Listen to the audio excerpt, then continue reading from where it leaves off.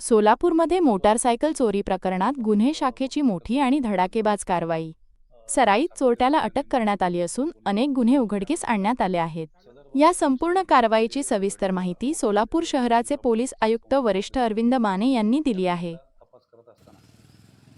Solapur motorcycle चोरीच्या गुन्ह्यासंदर्भात सातत्यपूर्ण नेहमीच आम्ही तपास करून गुन्हे उघडकीस आणतो. त्या अनुषंगाने सदर बाजार पोलीस ठाणे येथे घडलेला मोटरसायकलचा गुन्हा नोंद क्रमांक 164/26 या गुन्ह्याचा तपास करत असताना गुन्हे शाखेच्या टीम मधील ए.पी. खेडकर व त्यांच्या पथकास मिळालेल्या गोपनीय माहितीच्या आधारे सराईत मोटरसायकल चोर नामे सचिन अंकुश कात्रे, मूळ राहणार धाराशिव मधला आहे, सध्या राहतो अंबिकानगर बीड, याच ताब्यात घेऊन कौशल्यपूर्ण व सातत्याने तपास केला असता त्याने वेगवेगळ्या जिल्ह्यामध्ये एकूण 15 मोटरसायकल चोरी केल्याचे निष्पन्न झाले.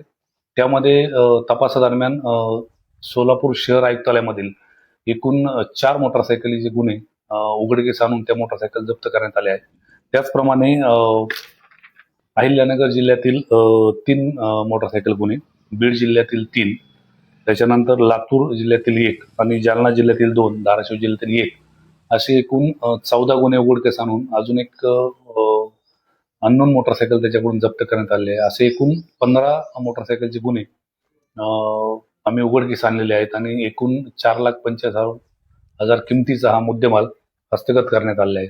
सध्या हा आरोपी न्यायालयीन कोठडीत असून संबंधित पोलीस स्टेशनला आम्ही त्याबाबत पुढील कारवाई करण्यासाठी कळवण्यात आलेली आहे.